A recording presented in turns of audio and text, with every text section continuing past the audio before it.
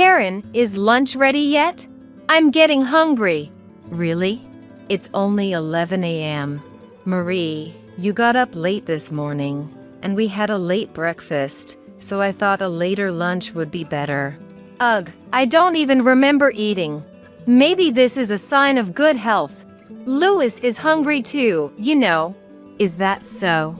All right, I'll start preparing something now. I wish you'd do these things without being told. You really are inconsiderate. And clean our room already. It's been a week and the dust is piling up.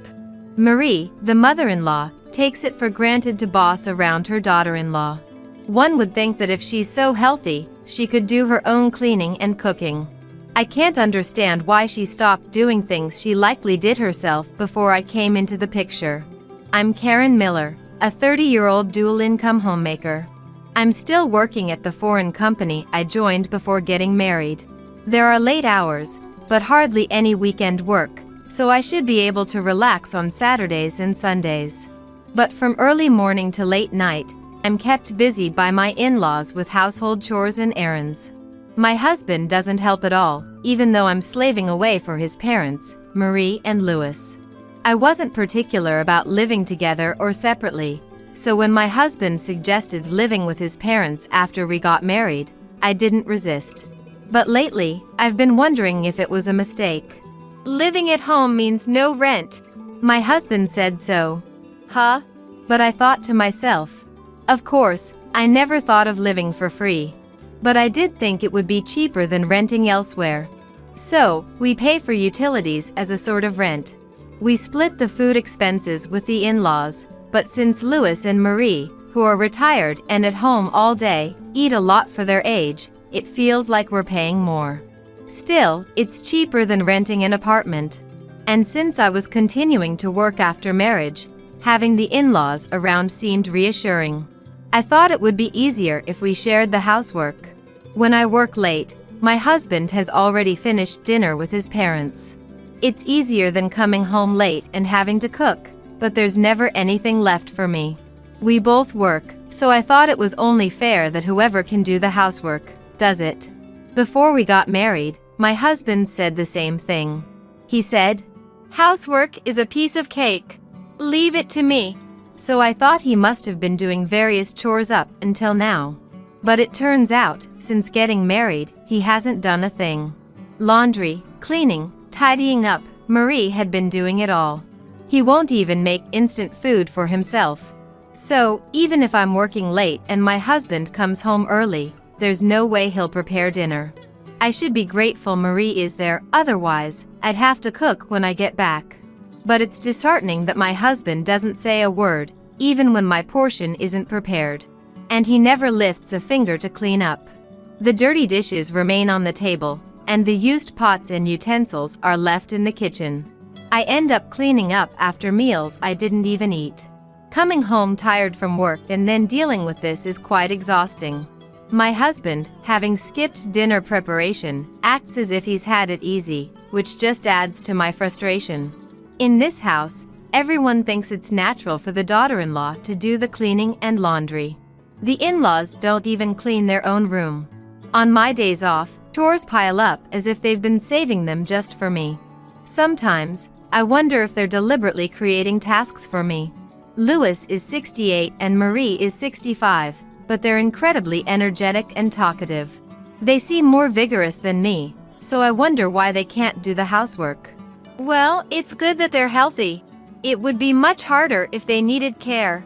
That's true, but listen, if it ever gets too much, come back home. You always have a place to return to here. Don't feel like you have to endure everything. If you want to escape, you don't have to suffer in silence. Mom, but you're also going through a lot, aren't you? Please don't overdo it either. Having Mom to listen to my complaints helps me keep going. But right now, I have another worry. My father, Sam, is ill and in the hospital. His condition doesn't seem to be improving. My parents are a close couple, and Mom visits him almost daily. I try to visit as much as I can, but between work and chores at my in-laws, it's hard. When I finally manage to visit, Dad looks so happy, which reassures me. But each time I see him, he looks thinner, and it pains me. Mom must be feeling the same way. Mom, are you resting enough? You look pale. I'm fine, dear. Just make sure to take care of yourself. I know. Mom smiles, but she really looks pale and lacking energy. I'm worried. It must be fatigue from caring for my father. Despite knowing about my father's hospitalization, my husband doesn't visit, and my in-laws act as if it's none of their concern, continuing to give me tasks. I'm not just a submissive daughter-in-law. I push back sometimes, especially with Louis, who often asks for annoying favors. Karen, can you massage my back? I'm tired too, so that's not possible. Why don't you buy a massage machine, or ask Marie or Austin? It's a daughter-in-law's job. I don't think so. Louis is fit enough to play golf and go to jazz bar, so he doesn't need that kind of help. Karen, I'm going to take a shower. Can you wash my back? No, ask Marie. It's no fun having an old lady do it. What sort of fun is he talking about? Since Louis retired the year we got married, it's been like this. When I tell my husband, just wash his back, he unbelievably says, as if I haven't even washed my own father's back since becoming an adult. Louis is just an old man who's technically a relative. To be honest, it even feels creepy. 3 years into the marriage, despite what I thought was fate, I'm dealing with in-laws who dump chores on me, a husband who doesn't help, and no signs of improvement. My own family is ill, and he doesn't even seem concerned. Maybe it's time for me to go back home and take care of my dad with Mom. My husband then says, I've got a business trip for a week starting this weekend. Really? Don't contact me unless it's an emergency. It's embarrassing to get calls from my wife all the time. Understood. I wouldn't contact him unnecessarily anyway. I'm also working. I'm not that free, and I've never called him at work before. 2 days after my husband left for his trip, on a Monday, I get a call from Mom while at work. She has never called me at work before. I immediately think something's happened to Dad and answer in a panic. Karen, Sam's condition has suddenly worsened. Mom's voice, crying on the other end, echoes in my ears. My legs start to tremble. I'm coming right away, Mom. I tell my boss, who says, go now. I rush to the hospital by taxi, but I'm met with a cruel reality. Mom's not in Dad's hospital room. Aw, Mrs. Miller, you've just arrived. Where's Mom?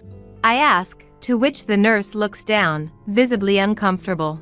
Well, my heart pounds. Where is my mother? She passed away. What? For a moment, I couldn't comprehend what I was told. I had rushed to the hospital after receiving a call from Mom about my father's critical condition. But now, they were saying Mom had passed away. It didn't make any sense.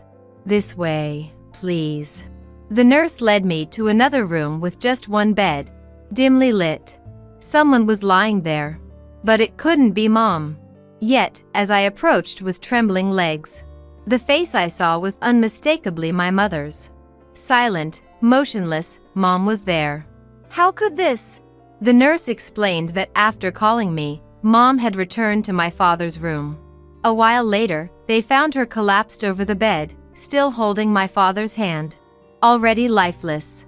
Perhaps a heart attack. As the nurse spoke, another nurse appeared. Mrs. Miller, your father.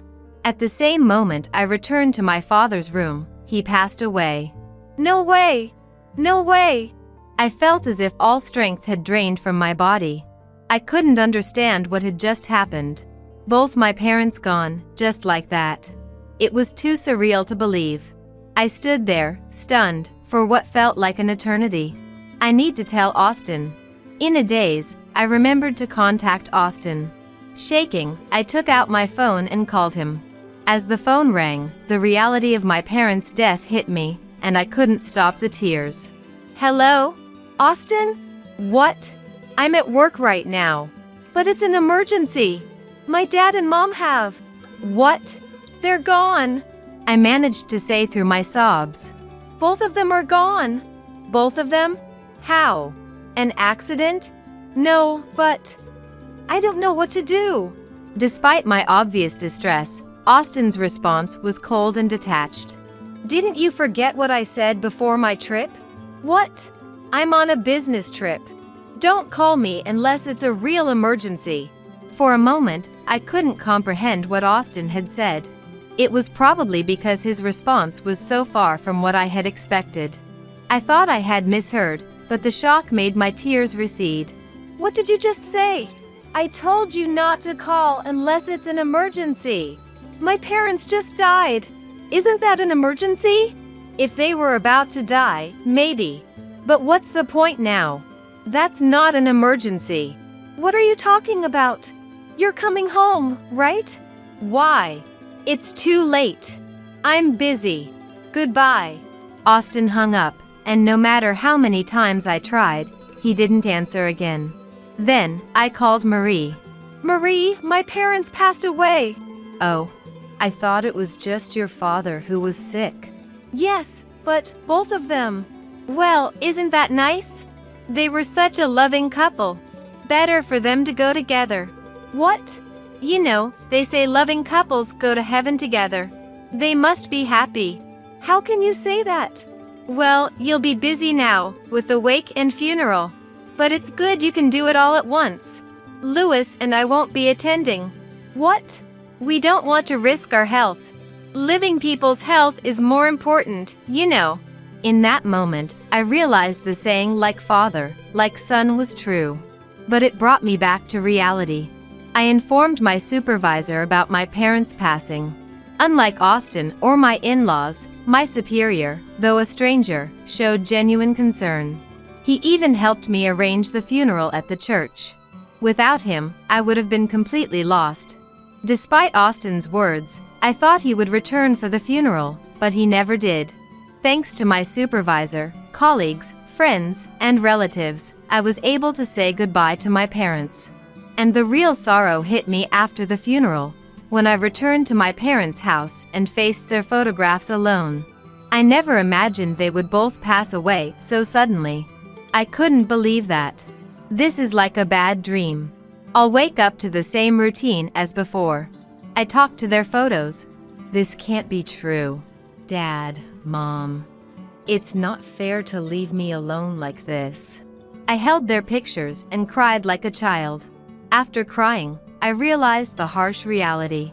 Austin, who didn't bother to show up, and in-laws who didn't even attend the funeral, I had no family left to support me. Anger towards Austin began to build up. How could a husband not rush to his wife's side at such a time? Saying such things during work, that's not normal. I was prepared for what was to come. 5 days after the funeral, 3 days later than planned, Austin returned, acting as if nothing had happened. I couldn't understand how he could be so indifferent. So, your parents' funeral is over, huh? Of course. What do you think? Well, I extended my trip by 3 days to avoid the funeral hassle. Must have been fun for you. It's work, not fun. But you're lucky now, no need to worry about your parents' old age. Any insurance money coming in? Austin's face had a smile. He seemed almost inhuman. I wondered if he was an alien, unable to understand human feelings or words. Are you serious? Yeah, how much of that money do I get? What? Of course, right? A wife's money belongs to her husband. I felt tears coming again, wondering why I married such a man. When I stayed silent, Austin looked around the room. He finally seemed to notice the change in the house. What? The house seems so tidy? I cleaned it up. Like you did with your parents? His insensitivity made my fists clench. How far can this person test one's patience? How could he not offer a single word of comfort to his grieving wife? But he was clueless about reality. It was time for me to make him understand. I took a deep breath and looked up at Austin. I'm going on a long business trip. Take good care of Louis and Marie. What? Austin seemed confused, looking around the house, still not grasping what I meant. Where are Mom and Dad? Did they go shopping? You just realized they're not here? Where did they go? To the hospital. They hurt their backs. While I was away for my parents' funeral, my in-laws tried to move a very heavy piece of furniture from my room to theirs, and ended up with lower back strains. When I returned, they were in agony, unable to move, having gone without food or water for 2 days, unable to even go to the bathroom. I wondered if this was some kind of divine retribution. I called an ambulance, but didn't accompany them, explaining we weren't related. Emergency vehicles don't allow non-relatives to ride along. I gave the paramedics Austin's number, but knowing him, he probably didn't answer unknown calls. Why didn't you contact me? Well, you didn't come back even when your parents-in-law passed away, so I assumed you wouldn't for a back injury. Don't equate your parents with mine. Your parents are strangers, but mine are family. Oh, I see. That's reassuring. Then you'll take good care of them. What do you mean by take care? If they're immobile for too long at their age, they might end up bedridden. Austin started trembling. That's not true, right? You'll do well taking care of your precious parents. I have an important business trip. Our parents are in trouble, and you're talking about business trip? Are you even my wife? What? I glared at Austin. Which mouth is he speaking with?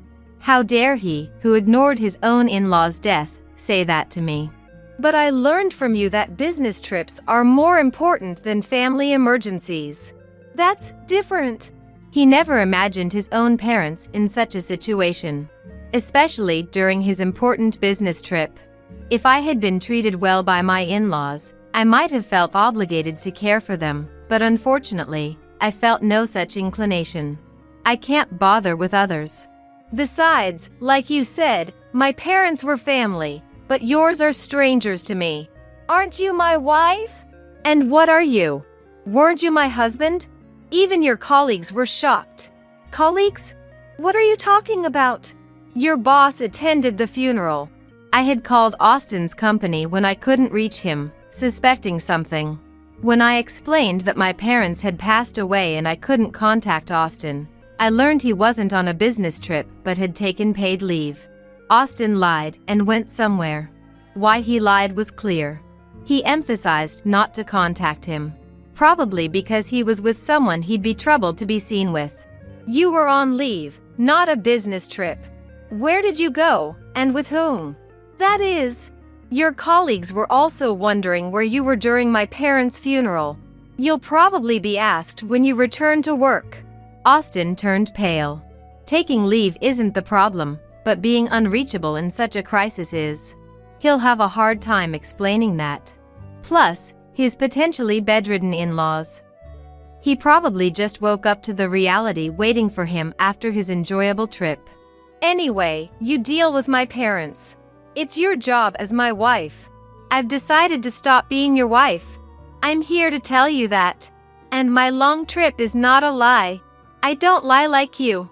What do you mean stop? I'm divorcing you. I handed him the completed divorce papers. My things are already at my parents' house. Then who will take care of my parents? That would be their son, you. I can't do it. That's none of my concern. Leaving a stunned Austin behind, I returned to my parents' house. I had checked Austin's computer, finding plenty of photos of him with another woman, and evidence of their trip together. I printed everything out, making the divorce process straightforward. I naturally demanded compensation from Austin. His affair and absence from my parents' funeral became widely known at his workplace, leading to criticism from his boss and colleagues. He became uncomfortable at work and eventually resigned. The conflict over the compensation claim and his resignation from work led to his affair partner leaving him. A month later, my former in-laws were discharged from the hospital. They're now homebound, living mostly in bed due to their refusal to do any rehabilitation. They seemed financially stable with their pension and savings, but Austin, unable to find a new job, is only working part-time jobs to barely contribute to the living expenses and care for his parents. He's stuck at home, constantly arguing with them. He called me once, crying, begging me to return, but I refused. My former in-laws also reached out, claiming that Austin's care was inadequate and asking me to return and take over. When I suggested hiring a home health aide with their funds, they refused, wanting to save money without knowing how long they'll need it. Their words, as if expecting me to take care of them cheaply or even for free, made me realize they haven't changed at all. I never want to be involved with them again. I still cry when I think of my kind parents, but I know that constant tears won't let them rest peacefully in heaven. Once I complete the memorial ceremony for my parents, I plan to go on a long-term overseas assignment. I'm ready to move on and give my best, keeping my parents' memories close and living life positively, with a smile. Can you increase the allowance? $3 a month isn't enough to live on. When I answered the call from my son, who lives alone and is a college student, he said something I hadn't anticipated at all. What? $3 a month? My voice flipped in surprise. What on earth was going on? I was certain I had been depositing $1,000 into my son's account every month. As I was confused, my son added more shocking news. I didn't want to tell you this since you got laid off, Mom, but it's really tough living on just $3 a month. What? Laid off? I work hard as a nurse, and even now, I'm just off a night shift. I haven't been laid off. To grasp the situation, I hurried to my son's apartment. Ringing the entrance doorbell, my son greeted me, but he looked thin and pale. He seemed to be cutting back significantly, not even using the heater in this cold. To save on electricity, I've been getting by with just a blanket. I've been desperately working part-time jobs, but with university studies and being busy every day. I thought I reached my limit and called you, Mom. When he showed me his bank book, indeed, only $3 had been deposited every month. I'm sorry for everything up to now, but I definitely transferred $1,000. How could this happen? For now, I'll go withdraw some money from the nearby ATM, I said. I quickly withdrew money from the ATM nearby and handed it to my son. Is it okay to give me so much? Thank you, Mom. I didn't want to worry you, so I always acted cheerful whenever you called. But I'm glad I told you the truth today. My heart ached for my son's bravery. It made no sense for something like this to happen. Could it be? I harbored a suspicion and told my son, I'll bring the money in person from next month until we figure out the cause.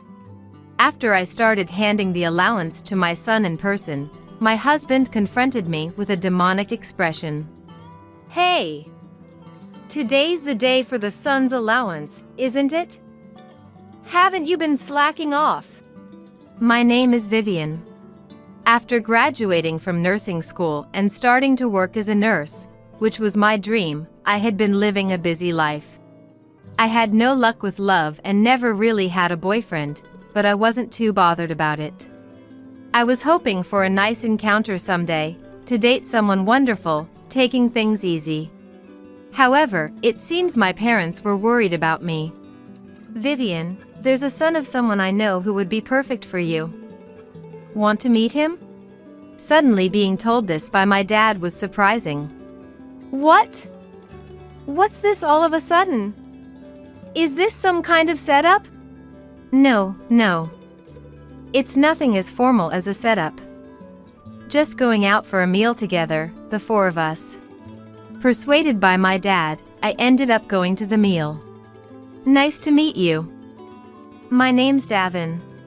The son of my father's acquaintance, Davin, was 3 years older than me, and worked as a civil servant. He seemed serious, but his eyes would narrow into slits when he laughed, giving off a gentle vibe.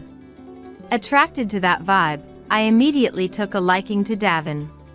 Davin seemed to like me as well, and we started going out for meals, just the two of us, eventually leading to dating. We got married about 2 years after we started dating and bought our first home at the same time. Me, who had never had a boyfriend for so long, things progressed smoothly after meeting Davin, surprising my father. He was more than surprised, he was delighted, and at the wedding, he was moved to tears. Blessed by many, we started a happy married life, living blissfully without any issues. Soon, we discovered a new life growing inside me, and I took maternity leave followed by parental leave.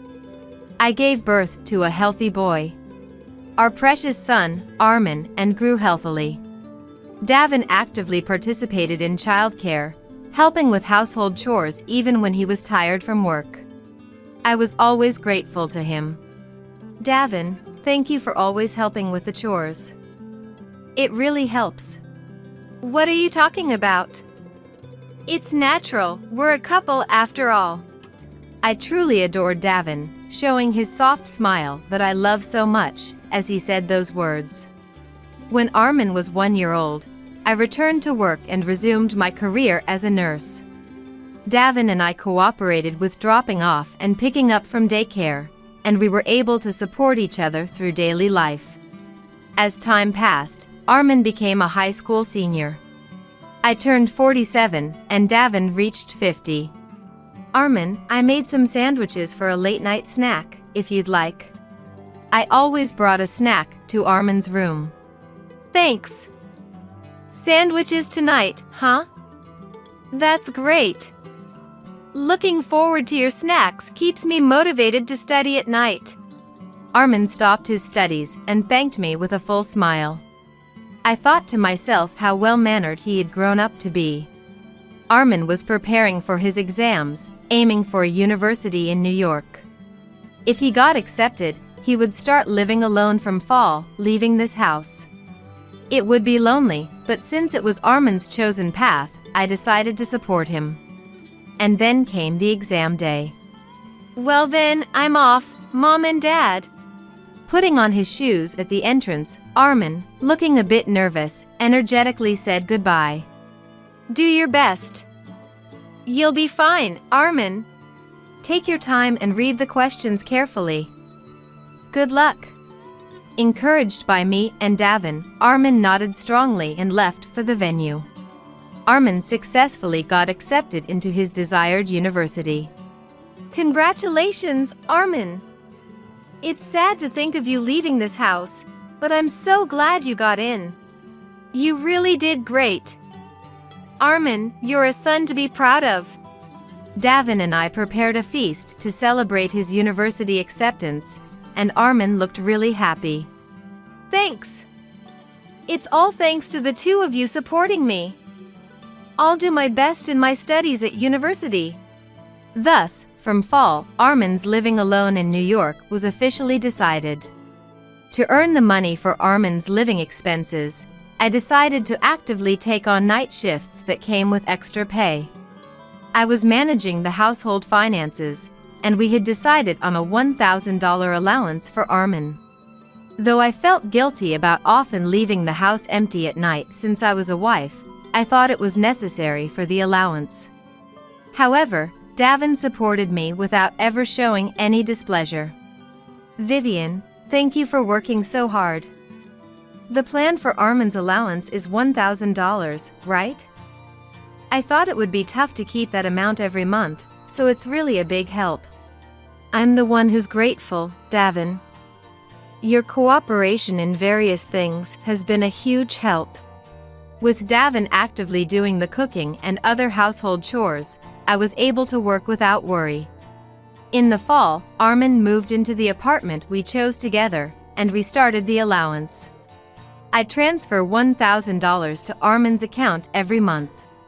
And in no time, several months passed. Did you make sure to transfer the $1,000 to Armin this month? You didn't forget, did you? Davin, concerned about Armin, would check with me without fail every month.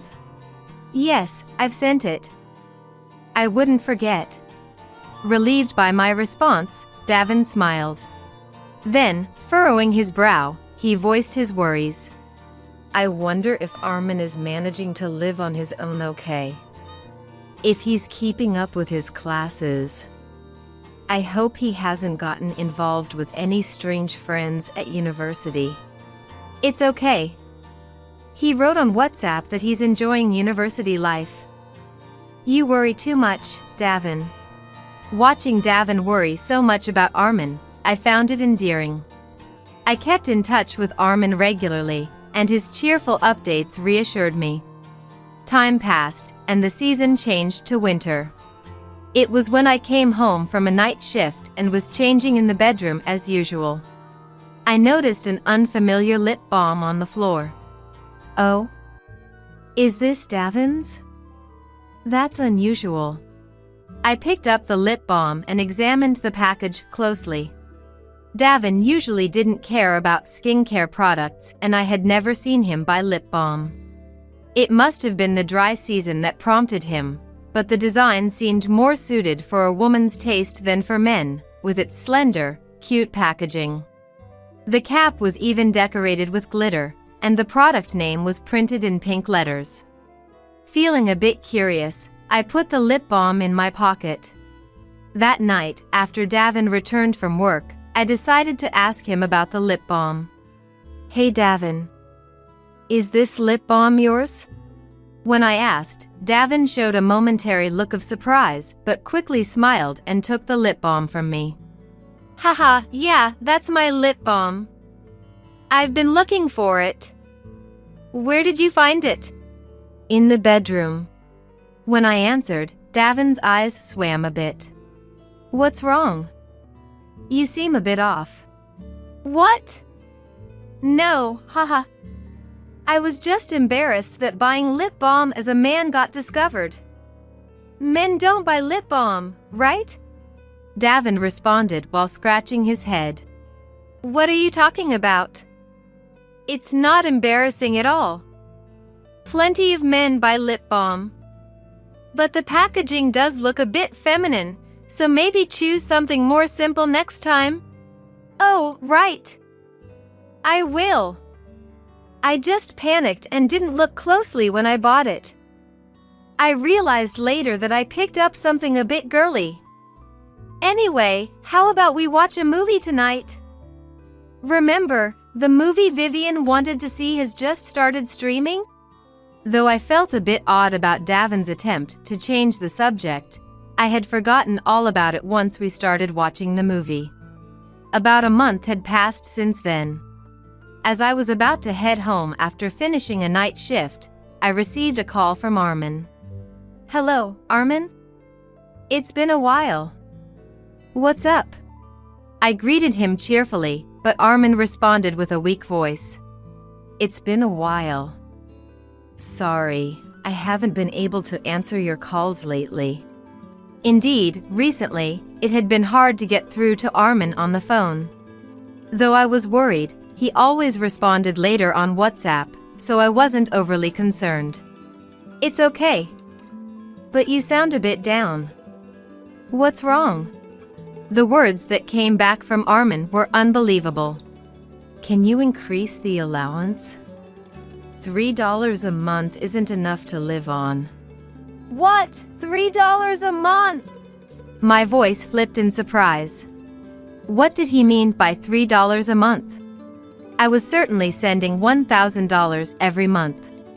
I didn't want to tell you this since you got laid off, Mom, but living on just $3 a month is really tough.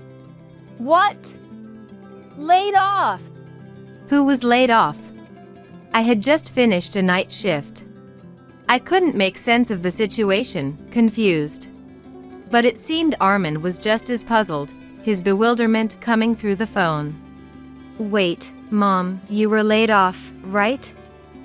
So the allowance went from $1,000 to $3? What? What are you talking about?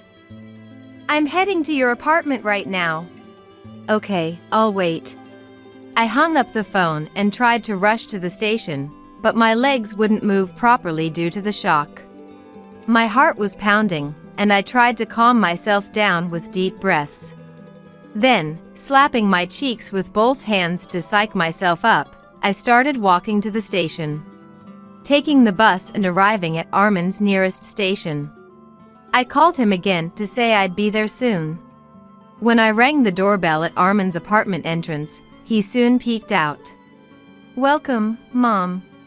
Armin looked thin and pale, as if he might collapse at any moment. Armin. Seeing him like this, my heart ached and I felt tears welling up. Inside, the heater wasn't on despite the cold. "You haven't turned on the heater. You'll catch a cold, let's turn it on." "No, we can't. It costs too much. I'm getting by with just a blanket." Armin shivered as he spoke, and I quietly told him. "Listen, Armin, I've been sending you $1,000 every month since fall. And I haven't been laid off." "What? But only $3 has been deposited each month." "I'm not lying. That's why I called you, Mom. I've been desperately working part-time, but with university studies and being busy every day, I thought I reached my limit and called you." I didn't think Armin was lying. He's not the kind to make up such things. And seeing how thin he's gotten and his living conditions without even the heater on, it must be true that only $3 has been deposited. "I'm not doubting you, but we need to figure out what's going on. Can you show me your bank book?" "Okay, wait a moment." Armin retrieved his neatly kept bank book from a shelf in the corner of his tidy room and showed it to me. Indeed, just as Armin had said, only $3 had been deposited each month. "I'm sorry, Armin. But I definitely transferred $1,000. What could have happened? For now, I'm going to withdraw some money from a nearby ATM." Saying that, I immediately withdrew a substantial amount of money from the ATM and returned to Armin's apartment. "Armin, please take this money for now. Until we figure out why this happened, I'll bring you the money in person from next month. Is it really okay to give me so much?" "Thank you, Mom. I didn't want to worry you, so I've always pretended to be cheerful when you contacted me. But I'm glad I told you the truth today."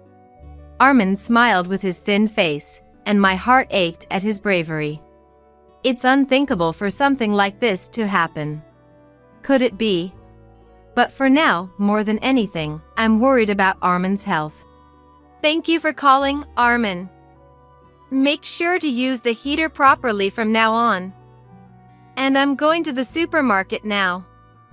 I'll make you lots of your favorite hamburgers and curry." "Really?" Armin's eyes sparkled. Then I went to the supermarket, bought ingredients, returned to the apartment, and cooked a lot of food. Armin ate, saying how delicious it was.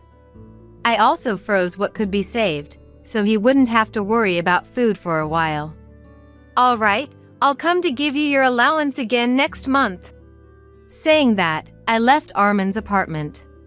The weekend, a month later.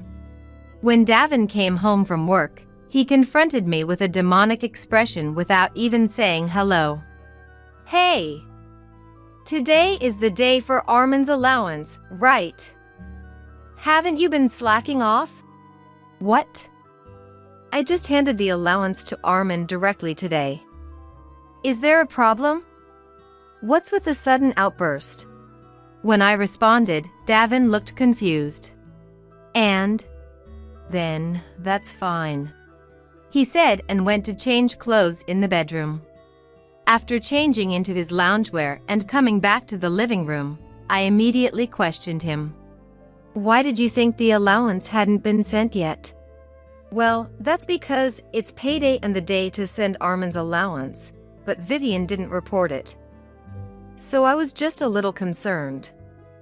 "Let's end this conversation." Davin, angry and trying to quickly end the conversation, was definitely acting strangely. "Then I have another question." "What now?" Davin raised his voice in annoyance. "Remember the lip balm found in the bedroom? You said you bought it, But was it actually from someone you're having an affair with? No! That's not it at all! Davin immediately denied loudly. Continuing. That lip balm is mine! I bought it! Don't make me repeat the same thing! You're acting strange today! He said, yelling. You're the strange one, not me. You're usually calm, but you're acting weird today. I countered, and Davin raised his voice in denial. I'm not strange. I'm doing fine. Really? Well, I knew something like this would happen today. That's why I invited some guests over. People you know very well. I said and opened the door to the room we use for guests. Everyone, thank you for waiting. Please come this way. As I called out, 3 people appeared in front of Davin. Nadia! And Dad and Mom too! Davin was evidently shocked, his eyes widening as much as possible. The woman called Nadia muttered with a displeased tone. Ugh, this is the worst. And sat down at the dining table with an arrogant attitude. The in-laws glared at Davin, whose face turned pale immediately. Flashback to 3 weeks earlier. I consulted my father-in-law, a former bank employee, about why only $3 was being deposited into Armin's account. He immediately investigated, and it turned out there were 2 accounts under Armin's name. Davin was the one who went to open Armin's account. Though I said I would do it, Davin insisted. Let me handle it! And took the initiative. According to the bank staff, Davin had opened 2 accounts under Armin's name, claiming one for living expenses and the other for tuition. The card and bank book for the account I was depositing $1,000 into each month were in Davin's possession. Davin had persuaded Armin.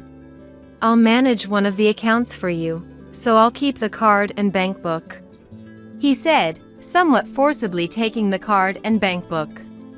And so, Davin was withdrawing the $1,000 I transferred every month. To make it seem like he was still providing support, he deposited $3 into the account Armin had. Knowing the truth, I felt a surge of anger and wondered what Davin was doing with the $1,000 each month. That's when I remembered the cute packaged lip balm I had found in the bedroom before. Deciding to act, I hired a detective to investigate Davin's actions. The investigation revealed, as expected, that Davin was having an affair. The other woman's name was Nadia, and she was one of Davin's subordinates. Davin had been frequently bringing Nadia to our home while I was on night shifts. With the evidence gathered, today I called Nadia, along with my in-laws, to confront Davin about his infidelity. Davin, I think you're aware by now, but all your misdeeds have been exposed, I said coldly, causing Davin's already pale face to turn even paler, his lips trembling slightly. So, the $1,000 I was transferring for Armin, you've been giving it all to Nadia, right? Despicable. According to the detective's investigation, you've been buying expensive necklaces from brand stores for Nadia. What in the world are you doing? As I confronted him, Davin snapped back. It's not just that. I didn't spend all $1,000 on gifts. Nadia's mother has been sick. She's been hospitalized for a long time with a serious condition. I was helping out with her medical expenses. I was just trying to help people. Davin seems to claim this. Nadia, is that true? Was your mother really sick? Remember, lying will only make things worse later. Please tell us the truth. When I asked Nadia, she sulked for a while before responding. It's a lie. Obviously, it's a lie. My mother is healthy and working in the fields back home. The sickness was a lie. What? You lied to me. Don't mess with me. How much money do you think I've given you? Davin yelled, furious. However, Nadia, unfazed and mockingly laughing, said, Huh. It's your fault for being deceived. Ah, I thought I found a good cash cow. Time's up, I guess. I was hoping to milk it for a few more years, but what a miscalculation. Cash cow. You said you loved me, was that also a lie? Hey, your feelings for me were real, right? You love me, don't you? Davin, in his anger and confusion, seemed to forget that I and his parents were present. I wish I hadn't had to see my husband like this. Seeing Davin cling to a younger woman was disgraceful and nauseating. I felt like vomiting but managed to hold it back. Look, why would a young and cute girl like me seriously fall for an old man like Davin? Ridiculous. How much worth do you think you have? Take a good look at yourself in the mirror. Nadia laughed heartily. Though what Nadia said was true, her sheer audacity angered me. So, that's how it is. Davin was stunned, and I thrust 3 documents at him. One was the bank transaction history, the second was evidence of the affair, and the third was divorce papers. Divorce papers? Are we getting divorced? Davin was fixated on the third document, the divorce papers, without even looking at the first 2. Of course. Why should I continue to be married to a scum who spends his son's allowance on his mistress? Well, that's... I didn't intend to get divorced. I mean, it's a separate issue. Davin's ridiculous excuses made me snap and I yelled at him. You didn't intend to get divorced, but you cheated. And what you did to Armin is unforgivable. Is this how a parent acts? $3 a month isn't enough to live on. Armin has been working hard, saving every penny, getting thinner, not even using the heater. You're the worst. Just sign the divorce papers now. Well, I do feel bad for Armin, but I heard Nadia's mother was sick, and Nadia herself kept asking for things, so I really needed the money. Davin rambled on with excuses. My father-in-law suddenly struck him hard. Ah! Davin let out a short scream and fell. Simultaneously, my father-in-law said, Idiot! Angry shouts filled the air. You are truly a foolish and despicable son. Just sign the divorce papers like Vivian said, now. Ugh. Davin was dumbstruck, and I sternly told him. Also, obviously, I'll be demanding compensation. The money you embezzled will, of course, be added on top. Compensation! Davin's eyes widened in shock, letting out a strange noise. I'll be demanding compensation from Nadia as well, so be prepared for that. When I addressed Nadia, her face turned pale, and she started yelling. Wait a minute! Why me? I won't pay any compensation. Why? Because you had an affair with a married man. I have the right to demand compensation from you. Please make sure to pay it. As I responded with disdain, Nadia glared at Davin and said, Davin should pay for me. I don't have any money. I spend all my salary on cosmetics, clothes, and bags every month. I have 0 savings. Don't be ridiculous. I don't have any money either. You've taken everything from me. If I hadn't been deceived by you, none of this would have happened. You're a devil. As they began their ugly fight, Davin suddenly turned to me, pleading. Look, Vivian, please. Spare me the compensation. I'll concede to the divorce. I'll agree to it, so could you please not demand compensation? Please. I really don't have any money. Look at me. Haven't we supported each other a lot until now? Seeing Davin beg with tears in his eyes brought up nothing but disgust. My love for Davin had completely vanished when I learned he was squandering Armin's allowance on his mistress. "If you keep this up, I'll double the compensation amount. Just sign the divorce papers now. I'll formally demand the compensation later." With that firm statement, Davin seemed to realize my mind was made up and signed the divorce papers. "I've signed. Is this okay?" Davin said in a lifeless voice as he handed me the divorce papers. "Yes, thank you. Now, would you please leave this house?" Eh? Davin sounded foolish. It's obvious, isn't it? We're getting divorced.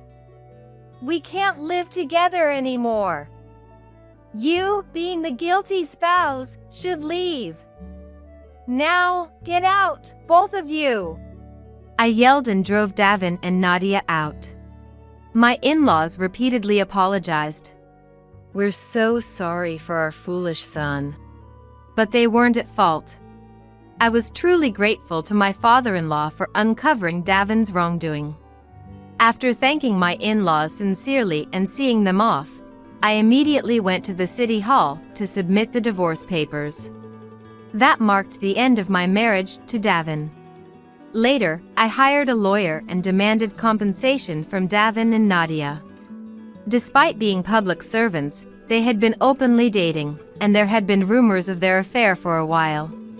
The compensation demand put a mental strain on them, leading to repeated mistakes at work.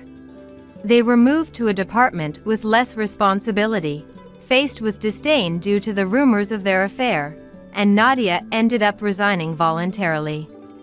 Davin was disowned by his parents and led a difficult life in a cheap apartment while paying me compensation.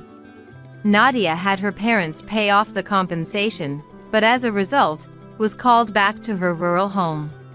She ended up helping with farm work under her parents' strict supervision. I received a call from Nadia's parents apologizing earnestly and learned of her current situation. They assured me they'd keep a close eye on Nadia to prevent any more wrongdoing. Eventually, I sold my home and moved closer to Armin's apartment. We often meet and update each other on our lives. I informed Armin of the divorce the day it happened. Davin had lied, claiming I was fired and could only send $3 a month. Armin was shocked to learn the truth from me. "That can't be. Was it a mistake? Dad was always so kind." Hearing Armin's tremulous voice pained me. Indeed, Davin had been a kind husband and father. But everything changed once he started the affair. Thinking back to our happy family life hurts, but I can't dwell on the past. I must move forward. Armin gradually recovered from the shock and eventually regained his cheerful demeanor. Time passed, and Armin graduated from university. He secured a job at a renowned company, marking the end of my parenting duties. I continue to work hard as a nurse and will keep doing so as long as my health allows. My in-laws, who sent their congratulations for Armin's graduation, and I maintain a good relationship, leading a fulfilling life both personally and professionally.